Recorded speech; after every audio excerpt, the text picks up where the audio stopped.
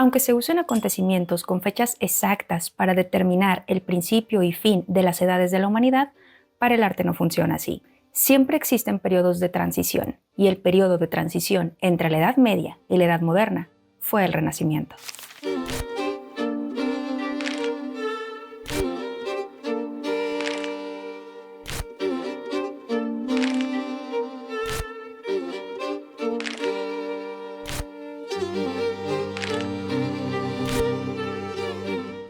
Cuando pensamos en el Renacimiento, inmediatamente nos vienen a la mente ciudades italianas como Florencia, Venecia o Roma, pero si queremos entender este acelerado y explosivo desarrollo, debemos remontarnos al Imperio Romano.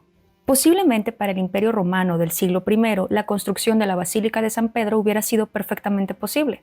Entonces, ¿por qué pasaron casi 1500 años para que fuera edificada? El siglo V fue el periodo en el que el Imperio Romano de Occidente cayó en decadencia y desapareció. Este siglo también es conocido como el siglo de los bárbaros. En este periodo, los pueblos denominados bárbaros, como los vándalos y los suevos, saquearon e invadieron territorio del Imperio Romano. Con estos eventos que marcaron el inicio de la Edad Media, se perdió mucho del conocimiento de la antigüedad, sobre todo en matemáticas, física, ingeniería y arquitectura. Muchas de las ruinas romanas se convirtieron en canteras, y aunque algunas generaciones más tarde difícilmente se podían imaginar construcciones de este tipo, no debemos pensar en una Edad Media oscura donde las artes se encontraban dormidas, ya que no podemos dejar de lado las construcciones de las catedrales góticas, que para nada reflejan unas artes dormidas. Del otro lado, la capital del Imperio Romano de Oriente, Constantinopla, era la Segunda Roma. Fue la copia de seguridad de la antigüedad. Se conservaron como una especie de isla donde sus eruditos eran líderes en todas las facultades. Una séptima parte de la población eran comerciantes adinerados de Pisa, Génova y la República de Venecia, los latinos, llamados así por ser grupos étnicos de origen indoeuropeo y del grupo itálico, que se asentaron en las costas del mar Tirreno, de Latium.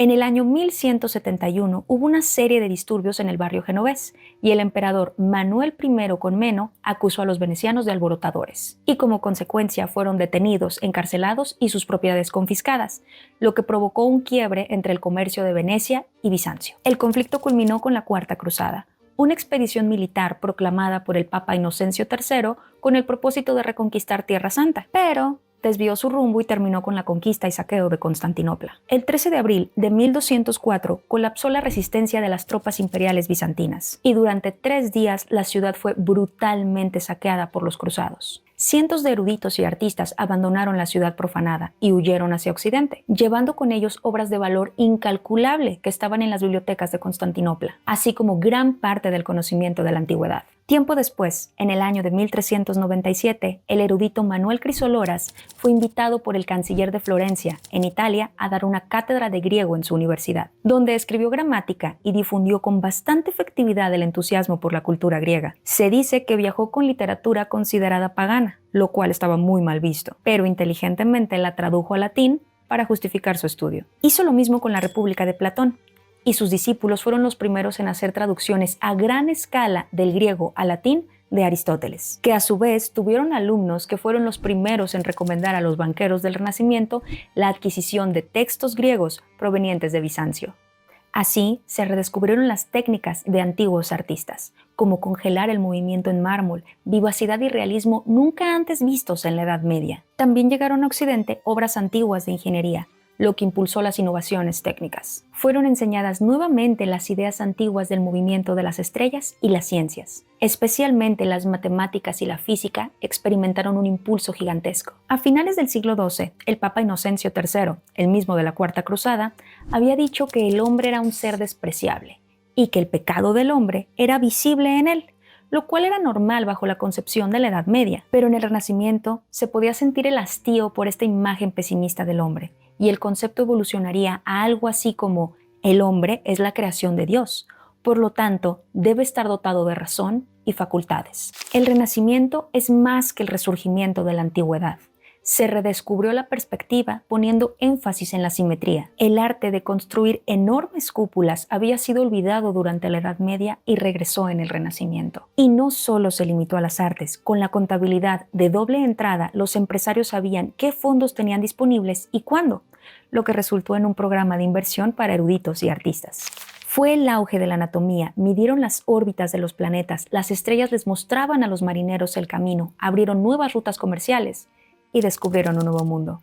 La Tierra triplicó su tamaño. Hombres igual a dioses, parecía ser el credo del Renacimiento. El Renacimiento, que literalmente significa volver a nacer, fue un periodo importante para el arte y la cultura en Occidente. Comenzó a finales del siglo XIV y se extendió hasta el siglo XVI. Se caracterizó por intentar revivir elementos de la antigüedad clásica griega y romana. Las personas comenzaron a mirar hacia atrás, hacia estas grandes civilizaciones clásicas en busca de inspiración y conocimiento. Su cuna fue Florencia, se extendió por toda Italia y terminó influyendo en el resto de Europa.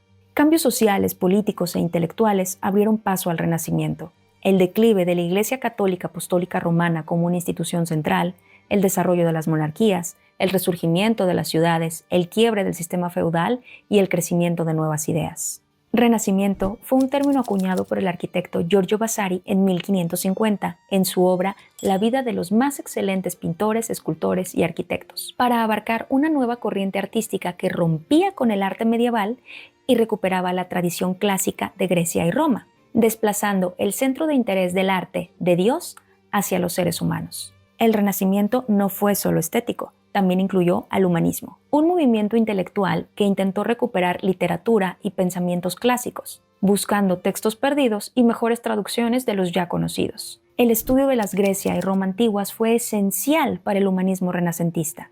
Esta corriente filosófica ponía en el centro las relaciones humanas, ya fueran sociales, políticas o religiosas. Lo revolucionario de estas ideas fue que las personas comenzaron a responder preguntas no a través de las autoridades espirituales, sino a través de la razón y la reflexión basada en la experiencia personal. Esto evidentemente marcó un cambio significativo en la manera de pensar y entender el mundo.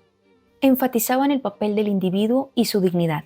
Se pasó de un total teocentrismo, donde todo giraba en torno a Dios y a la Iglesia como institución universal, al antropocentrismo, con el hombre al centro, aspirando a la vida y a la crítica libre, destacando y valorando sus cualidades individuales, como la razón. La confianza y el orgullo por los propios logros ya no eran pecaminosos y la humildad ya no estaba tan de moda.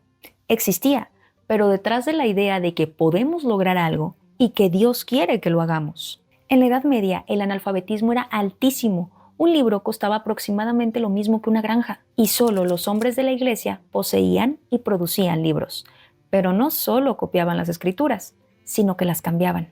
De este modo, falsificaban las fuentes y daban su visión como la palabra de Dios. Esto, además de ser conveniente, les dio muchísimo poder. Pero en el Renacimiento, con la invención de la impresión tipográfica, se derrumba este monopolio de conocimiento, uno de los bastiones más importantes de la Iglesia. Pero los libros no fueron el negocio principal de las imprentas. Los volantes sí. Eran mucho más accesibles. Costaban aproximadamente el sueldo de 2 o 3 horas de un obrero. Cualquiera podía mandar imprimirlos y publicar su opinión, sus versos o sus dibujos. Dominaban 3 temas: sensaciones y milagros, instrucción religiosa y propaganda política y militar. Comparables con las redes sociales de hoy, los volantes servían a una necesidad básica: la difusión masiva de su propia opinión. Ayer y hoy, el mismo principio. La gente multiplica la opinión. La información era más rápida y difícil de controlar. Ya no se detenía por una censura de la Iglesia. Esto significó un enorme impulso para el libre pensamiento. El conocimiento era accesible para más y más personas que podían participar de la discusión científica o sobre cualquier innovación. Y aprovechando la invención de la imprenta, los humanistas reprodujeron y esparcieron los textos clásicos y sus comentarios sobre ellos. Con un humanismo separado de la teología y las ciencias naturales en ascenso, el arte se separó, en parte, de la Iglesia y fue patrocinado por príncipes y ricos representantes de una nueva clase en ascenso: la burguesía. En el año 1347, la peste negra llegó a Europa y después de eso, nada fue lo que era. En Florencia, solo 1/5 parte de la población sobrevivió, lo que provocó un cambio en la distribución de la riqueza, y esto promovió a una nueva especie: los magnates. Personas inimaginablemente ricas, banqueros y comerciantes despreciados en el feudalismo medieval, eran ahora los constructores de esta nueva era. Los papas y las familias poderosas de las ciudades-estado se convirtieron ahora en mecenas. gente rica que buscaba en el arte una manera de mostrar su prestigio social y competir con otros aristócratas. Mera propaganda.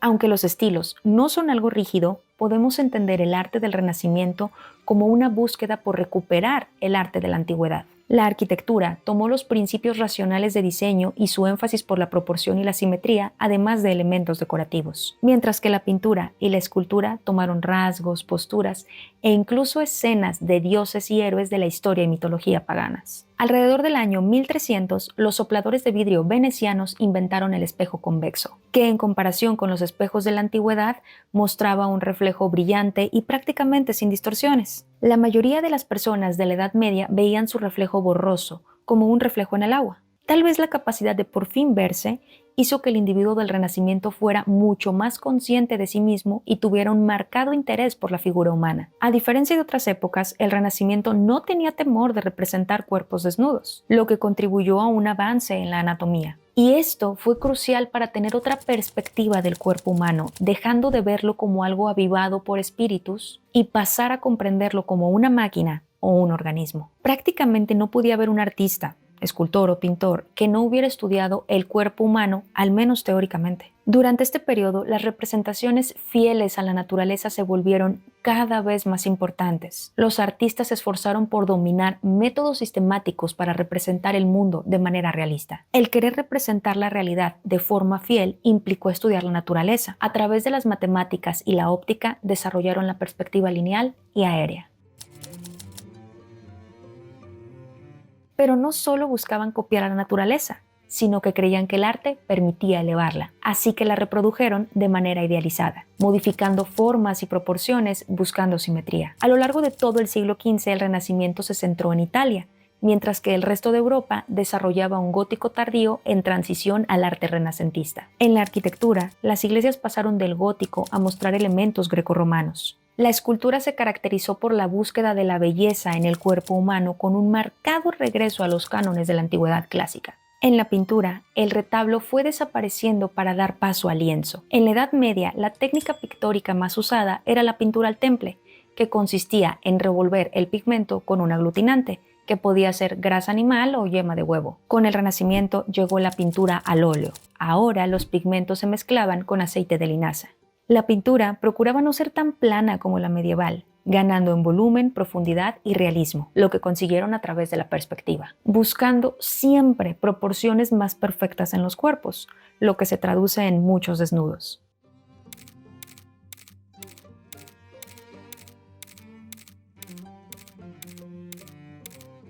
En el siglo XVI encontramos un renacimiento pleno en Italia, y el resto de Europa va asimilando el clasicismo, pero de una manera tardía y un tanto imperfecta, porque se mezcló bastante con la tradición gótica. En el Sacro Imperio Romano Germánico, ahora Alemania, también llegó esta idea renacentista.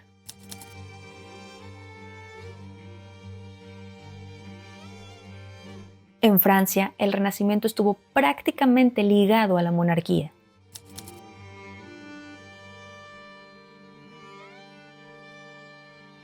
Inglaterra es un caso especial. Ellos adoptaron el arte renacentista, pero solo parcialmente, y en términos generales siguieron siendo bastante góticos tras su rompimiento con la Iglesia Católica.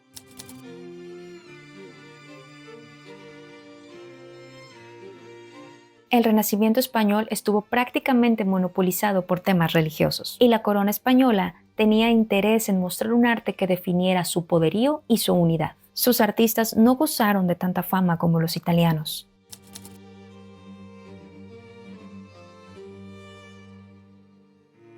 Las muchas guerras en Italia influyeron negativamente en los artistas y provocaron un aura de pesimismo y cuestionamientos a este ideal renacentista, generando un renacimiento tardío o manierismo.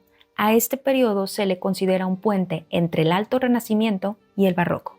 caracterizado por sus colores fríos, iluminación arbitraria, ausencia de equilibrio compositivo, sinuoso, desconcertante y antinatural. Nunca antes en su historia la humanidad había experimentado un impulso de desarrollo comparable. Nunca se ha desarrollado, inventado, movilizado, cambiado, revolucionado y rechazado tanto en tan poco tiempo. Un desarrollo impulsado por seres humanos que lograron lo imposible. El Renacimiento es un alegato contra la estrechez mental y el culto a falsos expertos. Es una luz para los curiosos y para quienes tienen el coraje de ir por caminos inusuales. Si te gustó este video, no olvides suscribirte, compartir y dar like. Chao, chao.